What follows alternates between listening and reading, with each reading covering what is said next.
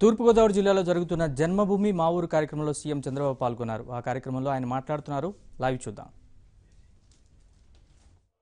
సమాజమే దేవాలయం, పేదవాళ్లే దేవుళ్ళని చెప్పి పేదవారి కోసం అంకితమైన భావంతో పనిచేసిన మహానుభావుడు ఎన్టీ రామారావు గారని చెప్పి మరొక్కసారి మీ అందరికీ విజ్ఞప్తి చేస్తున్నా. తెలుగుదేశం పార్టీ ఆ స్ఫూర్తిని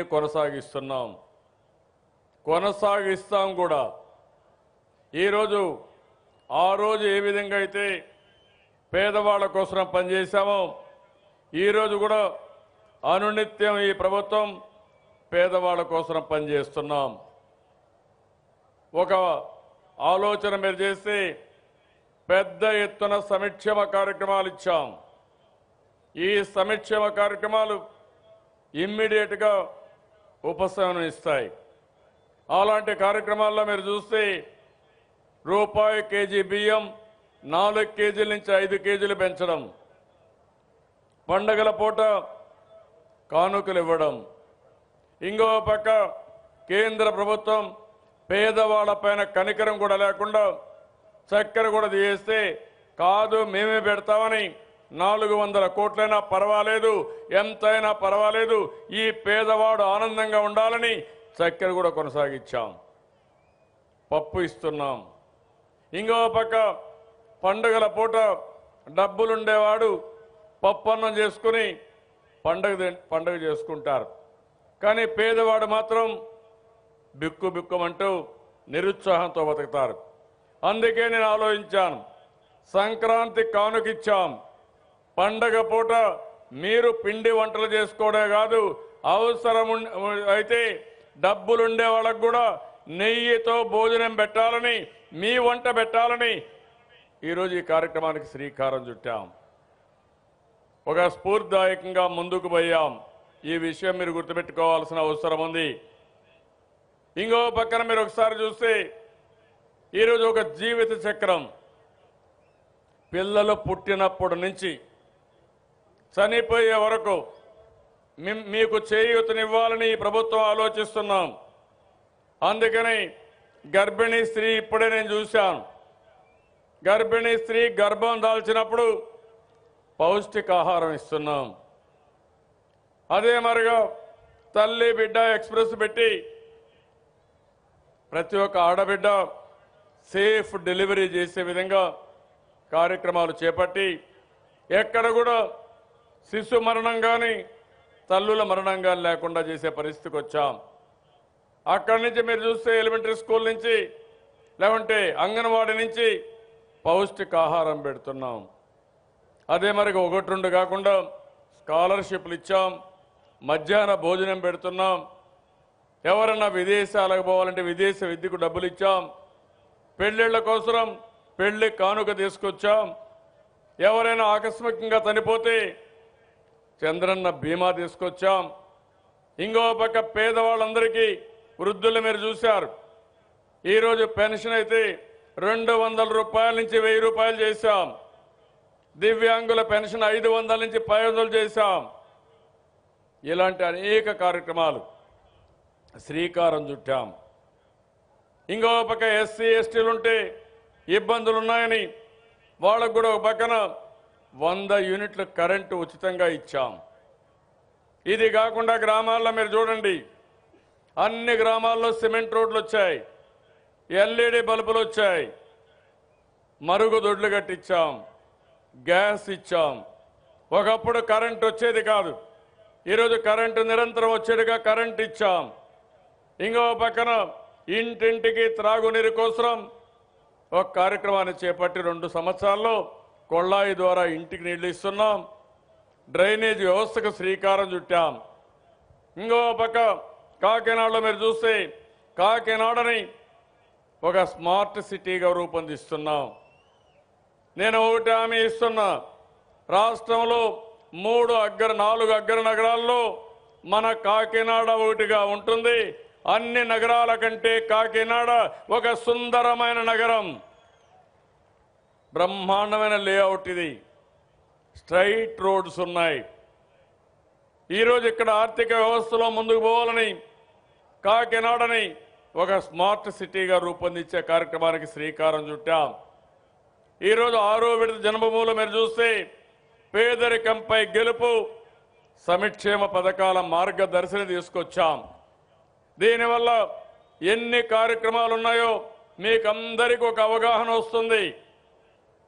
ప్రభుత్వం ఎలాంటి కార్యక్రమాలు ఇస్తున్నాం, దీనికి అర్హత ఏంటి, ఏ విధంగా ఈ కార్యక్రమాలు పొందాలనో ప్రతి ఒక్కరికి అవగాహన ఉండడానికి ఈ యొక్క సంక్షేమ పథకాల మార్గదర్శనం తీసుకొచ్చాం. నా ఆలోచన ఒకటి, పేదరిక నిర్మూలన జరగాలి. తాత్కాలికంగా సంక్షేమ కార్యక్రమాలకు పెద్దపీట వేయాలి. ఇప్పుడే ఆ తల్లిని చూశారు.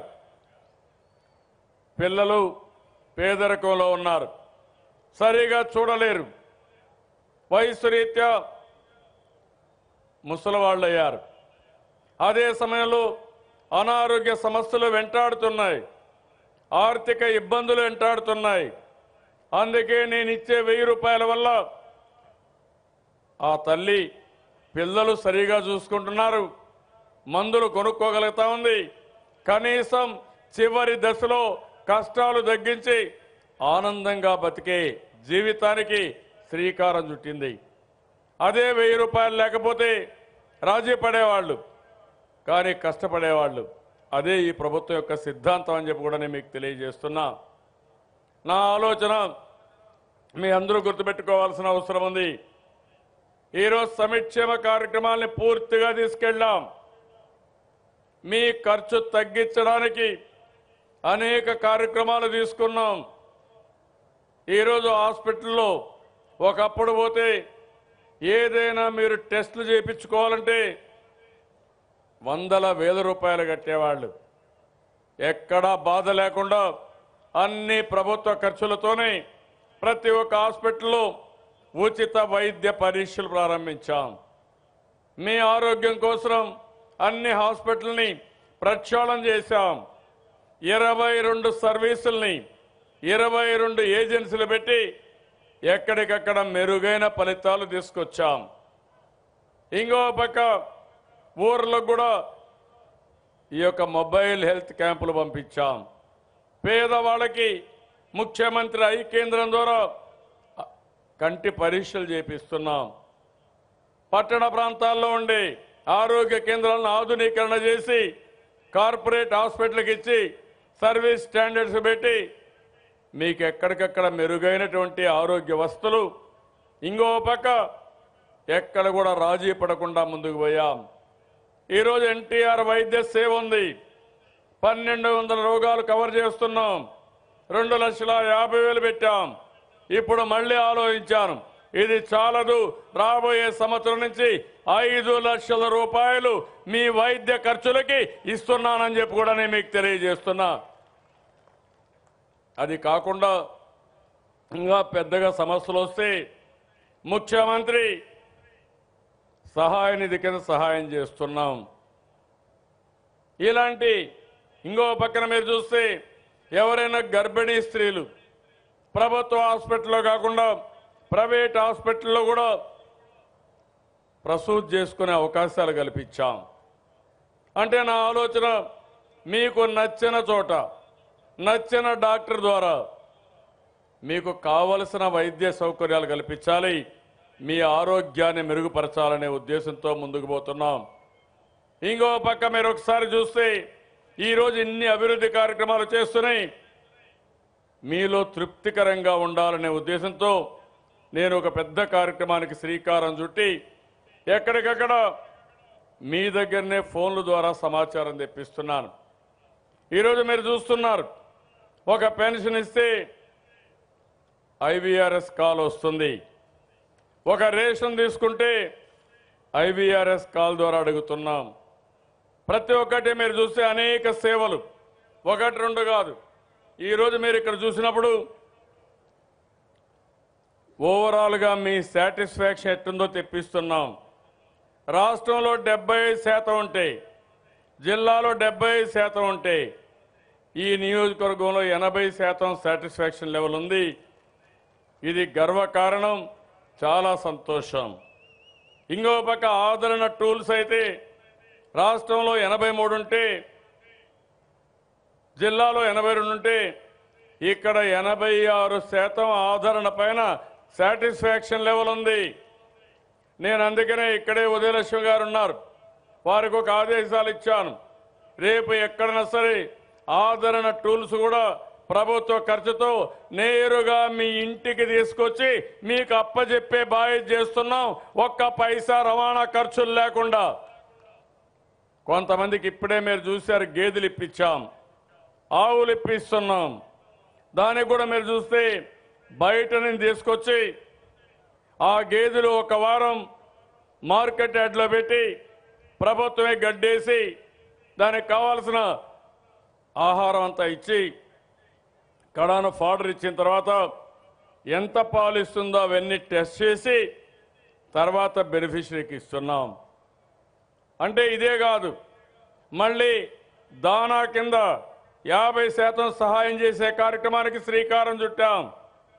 గోకులం కింద ఎక్కడికక్కడ షెడ్లు కట్టించే కార్యక్రమానికి కూడా శ్రీకారం చుట్టాం. పెన్షన్ అయితే 83% సాటిస్ఫాక్షన్ రాష్ట్రంలో ఉంటే, ఇక్కడ జిల్లాలో 83 ఉంటే ఈ నియోజకవర్గంలో 86% ఉంది. చంద్రన్న బీమా 94 రాష్ట్రంలో ఉంటే 94 జిల్లా 93% ఇక్కడ ఉంది. రేషన్ 80 రాష్ట్రంలో ఉంటే 82 జిల్లాలో ఉంటే 84% ఈ నియోజకవర్గంలో ఉంది. దీనికి నేను గర్వపడుతున్న అన్ని పారామీటర్లు మీరు బాగా ముందుకు పోయారు. ఇంకో పక్కన పెళ్లి కానుక 96% రాష్ట్రం, 95% జిల్లా, 94% ఇక్కడ. అన్నా క్యాంటీన్ పేదవాళ్ళ భోజనం కోసం, పేదవాడు ఎవడైనా కూలికి పని పోతే క్యారియర్ మోసే పరిస్థితి. ఈరోజు నేను ఒకటే ఆలోచించాను, ఒకవేళ హోటల్లో తినాలంటే సగం డబ్బులు దానికే సరిపోతాయి. అందుకే ఆలోచించి అన్నా క్యాంటీన్ పెట్టి నాణ్యమైన భోజనం, రుచికరమైన భోజనం ఒక గౌరవప్రదంగా మీకు ఇచ్చిన ఘనత ఈ ప్రభుత్వానికి. అవునా కాదా మీరే ఆలోచించాలి. రాబోయే రోజుల్లో ఒక స్ఫూర్తిదాయకంగా ఈ కార్యక్రమం ముందుకు పోవాలి.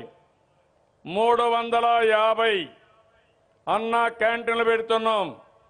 ప్రతి ఒక్క నియోజకవర్గానికి ఒకటేనా ఉంటుంది. ఎవరికి ఇబ్బంది లేకుండా అందరికి కూడా సౌకర్యంగా ఈ అన్నా క్యాంటీన్లు పెట్టాం. ఇది 83% రాష్ట్రంలో ఉంటే జిల్లాలో 83%, నియోజకవర్గంలో 85%. ఇంకో పక్కన జగ్జీవన్ జ్యోతి 100 యూనిట్లు కరెంటు ఉచితంగా ఇస్తున్నాం. 69% రాష్ట్రంలో ఉంది, 70% జిల్లాలో ఉంది, నియోజకవర్గంలో 66% ఉంది. ఇంకా చాలా మందికి అవగాహన లేదు. అధికారులు కోరుతున్నా, రాజకీయ నాయకులు కోరుతున్నా, ఈ ప్రభుత్వం వచ్చే విషయాన్ని ప్రతి ఒక్కరికి చేరవేసే బాధ్యత మీరు తీసుకోవాల్సిన అవసరం ఉంది. ఉచితంగా 100 యూనిట్లు కరెంట్ ఇచ్చినప్పుడు మీలో తృప్తి కూడా 100% ఉండాల్సిన అవసరం ఉందని మరొకసారి వీరందరికీ విజ్ఞప్తి చేస్తున్నాను. ఇసుక విషయంలో రాష్ట్రం 85, జిల్లా 82, 90% ఇక్కడ నియోజకవర్గం. ఇంకో పక్క లిక్కర్ బెల్ట్ షాపులు 72% రాష్ట్రం, జిల్లా 74, ఇక్కడ 62%. పట్టణ ప్రాంతం ఇసుక లేదని బాధ ఉంటుంది. దీన్ని కూడా కలెక్టర్ గారు శ్రద్ధ పెట్టాల్సిన అవసరం ఉంది. డ్రింకింగ్ వాటర్ అయితే 70% రాష్ట్రంలో ఉంటే 76% జిల్లా ఉంటే ఇక్కడ 75. ఇంకో పక్క ఈపీడీసీఎల్ పవర్ సెక్టర్లో 77, 77, 86. మధ్యాహ్న భోజనం 67, 66, 70. 108 సర్వీసులు 80, 80, 85. ముఖ్యమంత్రి ఆరోగ్య కేంద్రాలు 75, 72, 67. అన్న అమృత హస్తం ఎవరైతే బిడ్డలుండే తల్లులకు ఇచ్చేది 91, 89, 93. అన్న అమృత హస్తం గర్భిణీ స్త్రీలకు ఇచ్చేది 92, 91, 88. బాలామృతం 92, 90, 87. యువ నేస్తం 80, 81, 83. తల్లిబిడ్డ ఎక్స్ప్రెస్ 82, 84, 78, ఎన్టీఆర్ వైద్య సేవ 88, 89, 90, సంచార చికిత్స చంద్రన్న 75, 74, 100. ఇంకో పక్కన ఎన్టీఆర్ రూరల్ హౌసింగ్లో ఇక్కడ లేదు. అదే మరి ఇక్కడ అర్బన్ హౌసింగ్ అయితే నా దగ్గర డీటెయిల్స్ లేవు, కానీ రూరల్ హౌసింగ్లో ఉంటే కూడా బాగానే వచ్చాయి. అంటే మీరు ఒక విషయం గుర్తుపెట్టుకోవాలి. ఈరోజు నా ఆలోచన ఒకటి, సంక్షేమ కార్యక్రమాలు పెట్టడం ఎంత ముఖ్యమో ఈ సంక్షేమ కార్యక్రమాలు మీకు అందడం కూడా అంతే ముఖ్యం. అందుకని మీరు చూస్తూ ఉంటారు. నేను ఒకసారి సంక్షేమ కార్యక్రమం పింఛన్ ఇచ్చినా, బీమా ఇచ్చినా మళ్ళా మీకు ఫోన్ వస్తుంది. సక్రమంగా అందిందా, టెక్నాలజీ సమస్య ఉందా, ఇచ్చిన వ్యక్తి ప్రవర్తన బాగుందా లేదా అని మిమ్మల్ని అందరిని అడుగుతున్నాం. ఈరోజు జన్మభూమి ఉంది. జన్మభూమిలో మీరు చూస్తే అనునిత్యం నేను పర్యవేక్షిస్తున్నాను. చీఫ్ సెక్రటరీ గారి అధికార యంత్రాంగం కూడా శ్రద్ధ పెట్టారు. కడాన కలెక్టర్లు పోటీపడి ఊర్లో ఉండే అధికారులు ఇంటింటికి వెళ్ళి బొట్టు పెట్టి ఆప్యాయంగా జన్మభూమికి ఆహ్వానించారు. ఇది వినూత్నమైన కార్యక్రమం. మీరు గుర్తుపెట్టుకోవాలి. మేము మీ ఇంటికి వచ్చి అడిగితే మీరు కూడా ఆలోచించాల్సింది, ఇది మీకోసం, సమాజం కోసం, భావితరాల భవిష్యత్తు కోసం ఈ జన్మభూమి కార్యక్రమాలు పెడుతున్నాం. ఈ జన్మభూమిలో ఈరోజు కాకినాడ ఉంది. కాకినాడ ఏ విధంగా అభివృద్ధి అవుతుంది, సంక్షేమ కార్యక్రమాలు ఇప్పుడు చదివినిపించాను. అన్ని దిక్కల్లా చదివినిపిస్తాం. గ్రామ స్థాయి నుంచి రాష్ట్ర స్థాయి వరకు సాటిస్ఫాక్షన్ ఎట్లుంది, ఎక్కడ ఇబ్బందులు ఉన్నాయి, ఇవన్నీ చదువుతాం. అదే మరి దీనివల్ల ప్రతి ఒక్క అధికారిలో ఒక బాధ్యత పెరుగుతుంది, జవాబుదారీతనం పెరుగుతుంది. ఈ రికార్డు కంటిన్యూగా ఉంటుంది. ఈ రోజు నేను మనస్ఫూర్తిగా అభినందిస్తున్నా. అధికార యంత్రాంగం బాగా పనిచేస్తున్నారు. ఇంత తృప్తి ఉందంటే దానికి కారణం అధికార యంత్రాంగం. దీనికి గట్టిగా చప్పట్లు కొట్టి మీరందరూ అభినందించాలి. ప్రజాస్వామ్యంలో పనులు చేసేది అధికారులు, వాళ్ళ దగ్గర పని చేయించేది ముఖ్యమంత్రిగా నా బాధ్యత. మీరందరూ ఓట్లేశారు. మీరందరూ కూడా నా దగ్గర నుంచి ఒక మంచిని కోరుకుంటారు, మీ భవిష్యత్తును ఆకాంక్షిస్తారు. అలాంటి కార్యక్రమాలకు మేము రూపకల్పన చేశాం. అదే సమయంలో రాజకీయ నాయకులు ఉన్నాం, మంత్రులు ఉన్నాం, ఎమ్మెల్యేలు ఉన్నారు, ఎంపీలు ఉన్నారు, మేయర్ కానీ స్థానిక సంస్థల నాయకులు ఉన్నారు. ఎక్కడికక్కడ కార్యక్రమాలపైన మేము పర్యవేక్షించాలి. ఎక్కడికక్కడ కార్యక్రమాలకు రూపకల్పన చేయాలి. అదే సమయంలో అధికార యంత్రాంగం ఎవరైతే అర్హులున్నారో అందరి అర్హులకు న్యాయం చేయాలి. ఈరోజు ఒక మాట చెప్పాను, ఇంకా అక్కడక్కడ స్టాచ్యురేషన్ పాయింట్కి పోలేదు. రేషన్ కార్డులు కానీ, పింఛన్లు కానీ, ఇండ్లు కానీ అవన్నీ తీసుకొని మరుసటి రోజే 2 రోజుల్లోనే అర్హులైతే అందరికీ న్యాయం చేయమని స్పష్టమైన ఆదేశాలు ఇచ్చి జన్మభూమిలో వచ్చిన పనులకి జన్మభూమి లోపలనే పరిష్కారం చేస్తున్నామని చెప్పి కూడా నేను మీకు తెలియజేస్తున్నా. అది ఈ ప్రభుత్వం యొక్క సమర్థత, పేదవాళ్ళ పట్లుండే ఆప్యాయత, ఒక పట్టుదల. అందుకే మీరు కూడా ఆలోచించాలి. ఊరికే పనులైపోవు, కష్టపడితే అవుతాయి. ఈరోజు ఇంకో పక్కన నేను ఒకటే ఆలోచించాను, తాత్కాలికంగా సంక్షేమ కార్యక్రమాలు ఉండాలి, నిరంతరం సంక్షేమ కార్యక్రమాలు ఉండాలి.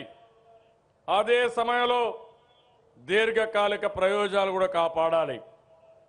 మీ ఆదాయం ఎట్లా పెంచాలనో ప్రతి ఒక్క ఇంటికి 10,000 రూపాయల ఆదాయం చెప్పాను. ఇప్పుడే 2-3 మహిళలు మాట్లాడారు. ఒక మైనారిటీ మహిళ మాట్లాడింది, నేను ఒక 10,000 రూపాయలు సంపాదిస్తున్నాను, నా భర్త ఒక 7,000 రూపాయలు 8,000 రూపాయలు షాప్లో పనిచేస్తాడు, కుటుంబం బాగా జరుగుతుందని. ఇంకొక అమ్మాయి చెప్పింది ఆదరణ కింద, మా భర్త ఆటో డ్రైవర్గా ఉండి 9,000 రూపాయలు సంపాదిస్తాడు, నేను కుట్టు మిషన్ పెట్టుకొని 11,000 రూపాయలు సంపాదిస్తున్నాను. 20,000 రూపాయల ఆదాయం వచ్చింది. ఒక తమ్ముడు చెప్పాడు, ఒక కెమెరా పెట్టుకుని డబ్బులు సంపాదిస్తున్నాడు. అదే నేను కోరుకుంటున్నా. ప్రతి ఒక్కరికి సంక్షేమ కార్యక్రమాలు ఇచ్చాం. తదుపరి స్థాయికి మీరు ఎదగాలి. ఎదగాలంటే ఇంట్లో కూర్చొని 10,000 రూపాయలు సంపాదించుకునే కార్యక్రమానికి శ్రీకారం చుట్టించాం. ఈరోజు మీరు గుర్తుపెట్టుకోవాల్సింది, ప్రతి ఒక్క వ్యక్తికి ఒక పని ఉండాలి. మన ఆరోగ్యం బాగుండాలంటే ఇంట్లో గమ్మన కూర్చుంటే మన ఆరోగ్యం బాగుండదు. ఇనుము కూడా ఎక్కడనే వేసి పెడితే అది తుప్పు పట్టిపోతుంది. దాన్ని వాడితే దాని యొక్క శక్తి మనకు ఉపయోగపడుతుంది. మనిషి కూడా అంతే. మీరు కూడా ఏ మాత్రం పని చేయకుండా కబుర్లు చెప్పుకుంటూ ఇంటి దగ్గరనే కూర్చుంటే మీకు అనారోగ్య సమస్యలు వస్తాయి. అదే సమయంలో మీకు కూడా ఉపయోగపడరు. లేనిపోని సమస్యలు వచ్చి అనేక సమస్యలతో సతమతమయ్యే పరిస్థితి వస్తుంది. అందుకే నేను ఆలోచిస్తున్నాను, రాష్ట్రంలో ప్రతి ఒక్క వ్యక్తికి పని కల్పించాలని. మీరు ఉత్పత్తి చేసే వస్తువులు మన రాష్ట్రంలోనే కాదు, వేరే రాష్ట్రాలకు, వేరే దేశాలకు కూడా ఎగుమతి చేసే పరిస్థితికి వస్తాం. ఇప్పుడు ఎంఎస్ఎంఈ పార్కులు పెట్టాం, నియోజకవర్గానికి ఒకటి పెట్టాం. మీరు తయారు చేసే వస్తువులు, నాణ్యమైన వస్తువులు, నాణ్యమైనటువంటి పరికరాలు ఇచ్చాం. మీరు తయారు చేసిన తర్వాత అవసరమైతే దాన్ని టెస్ట్ చేయడానికి ఎంఎస్ఎంఈ పార్కులో పెట్టి అక్కడనే మేము ఒక అనుసంధానానికి శ్రీకారం చుడుతున్నాం. బ్రాండింగ్ కానీ, క్వాలిటీ కానీ, అదే మరి ఎక్కడెక్కడ పంపించాలనో వాళ్ళందరినీ పిలిపించి మార్కెటింగ్ ఫెసిలిటీస్ కూడా ఏర్పాటు చేస్తాం. కొంతమంది ఇంట్లోనే చేశారు, కుట్టు మిషన్లు పెట్టారు, పని చేసుకుంటున్నారు. రేపు రాబోయే రోజుల్లో కుట్టు మిషన్ ద్వారా ఇంకా పెద్ద ఎత్తున గార్మెంట్స్ తయారు చేసి వేరే రాష్ట్రాలకు, వేరే జిల్లాలకు, వేరే దేశాలకు కూడా పంపించే అవకాశం ఉంటుంది. అలాంటి వినూత్నమైన కార్యక్రమంతో ఆలోచిస్తున్నాం. నేను అందుకని ఈరోజు ప్రతి ఒక్కరికి గౌరవం ఇస్తున్నాం. మీలో ఉండే స్కిల్స్ ఏవైతున్నాయో అవన్నీ ఉపయోగించుకుని ఈ ప్రభుత్వం ముందుకు పోయే పరిస్థితిలో ఉంది. ఈరోజు ఇంకో పక్కన చూస్తే ఈరోజు జిల్లాలో ఒక పక్క ఈ పనులు చేస్తున్నాయి, ఇంకో పక్క పెద్ద ఎత్తున అభివృద్ధి కార్యక్రమాలకు శ్రీకారం చుట్టాం. ఒక పక్క ఏడీబీ రహదారి ఉంది, సామర్లకోట రాజానగరం, దీనికి శ్రీకారం చుట్టాం. 30 కిలోమీటర్లు, 300 కోట్ల రూపాయల ఖర్చు. దీనికి 4 లేన్ రోడ్డు తీసుకొస్తున్నాం. ఇది తీసుకొస్తే రాజానగరం నుంచి ఎయిర్పోర్ట్కి, ఇక్కడ ఉండే పోర్టుకి కనెక్షన్ వస్తుంది. బ్రహ్మాండమైన రోడ్డు వస్తే మనం ఏది కూడా పోర్టుకు పంపించాలంటే ఈజీగా పంపిస్తాం. ఈరోజు ఒక పోర్ట్ ఉంది, ఇంకొక పోర్టు కమర్షియల్ పోర్ట్ రోడ్ తీసుకొచ్చాం. కోన గ్రామంలో SEZ తీసుకొచ్చాం. ఈరోజు దీనివల్ల 2,300 కోట్ల రూపాయలు పెట్టుబడులు పెడతారు. ఇప్పటికే 2,000 మందికి ఉద్యోగాలు వచ్చాయి. రాబోయే రోజుల్లో ఒక పెట్రోకెమికల్ కారిడార్ కూడా ఫౌండేషన్ వేశాం. మీరు చాలా మంది ఉన్నారు, ఎన్నో రోజుల నుంచి పోరాడుతున్నాం. కడపలో స్టీల్ ప్లాంట్ ఇవ్వాలని విభజన చట్టంలో పెట్టారు. కాకినాడలో ఒక పెట్రోకెమికల్ కారిడార్ పెట్టాలని చట్టంలో ఉంది. ఇంకో పక్క విశాఖపట్నంలో రైల్వే జోన్ రావాలని చట్టంలో ఉంది. కేంద్ర ప్రభుత్వం చేయడం లేదు. నిన్నే చూశారు, మన ఎంపీలని లోకసభ నుంచి సస్పెండ్ చేశారు. న్యాయం చేయమని అడిగాం, అడిగితే మన వాళ్ళపైన దౌర్జన్యంగా సస్పెండ్ చేశారు. ఇంకో పక్కన మన వాళ్ళు కొంతమంది వెళ్ళి సిపిఐ సిపిఎం పార్టీల ధ్వర్యంలో ఢిల్లీలో ధర్నా చేశారు. ఎంపీలను సస్పెండ్ చేశారంటే రోడ్డు మీదకి వస్తే వీళ్ళ చేత గుగొట్టి జైల్లో పెట్టే పరిస్థితికి వచ్చారు. అంటే ఇది ఎక్కడ న్యాయం అని అడుగుతున్నా? ఇదేనా ప్రజాస్వామ్యం అడుగుతున్నాను. ఈరోజు మనం ఆలోచించాం, ఈ ప్రభుత్వం ముందుకు రాలేదు. అందుకే ఆలోచించి పెద్ద ఎత్తున ఈరోజు మీరు ఇవ్వకపోయినా మేమే పెట్రోకెమికల్ కారిడార్ పెట్టుకుంటామని ముందుకు పోయే పరిస్థితికి వచ్చాం. వాళ్ళు పెట్టుంటే 32,000 కోట్లు పెట్టేవాళ్ళు. ఈరోజు మనం వచ్చేది 63,000 కోట్ల రూపాయల పెట్టుబడితో హల్దియా పెట్రోకెమికల్ కాంప్లెక్స్ మన కాకినాడలో వస్తా ఉంది. కాకినాడ ఆర్థిక పరిస్థితి పూర్తిగా మారిపోయే పరిస్థితి వస్తుంది. దగ్గర దగ్గర 4,000 మందికి 5,000 మందికి ఉద్యోగాలు డైరెక్ట్గా వస్తాయి. ఇంకొక పక్క 1,00,000 మందికి పరోక్షంగా వస్తాయి. వాళ్ళు అడిగినప్పుడు ఇచ్చిన ఇన్సెంటివ్స్ మీరు చూస్తే 10,600 కోట్ల రూపాయలు మనం ఇచ్చాం. ఈరోజు వీళ్ళకి ఇచ్చింది 13,900 కోట్లు పెట్టి 10 రెట్లు ఎక్కువ కెపాసిటీతో 2 పెట్టుబడితో ఈ పెట్రోకెమికల్ కారిడార్ వచ్చిందంటే మీరు మమ్మల్ని అణగదొక్కాలనుకుంటున్నారు. మీరు అణగదొక్కలేరు. మా పని మేము చేస్తాం. మాకు ఆ తెలివితేటలున్నాయి. అభివృద్ధి ఆగదని నిరూపించాల్సిన బాధ్యత మన పైన ఉంది. అదే ఉదాహరణ ఈ పెట్రోకెమికల్ కారిడార్ అని చెప్పి కూడా నేను మీకు తెలియజేస్తున్నా. ఇంకో పక్క ఏపీ జీడీసీ పెట్టాం. ఆంధ్రప్రదేశ్ గెయిల్ డిస్ట్రిబ్యూషన్ కంపెనీ కింద ఒకటి పెట్టి దాన్ని కూడా గ్యాస్ డిస్ట్రిబ్యూషన్ కంపెనీ పెట్టి పెద్ద ఎత్తున పైప్ లైన్ తీసుకొస్తున్నాం.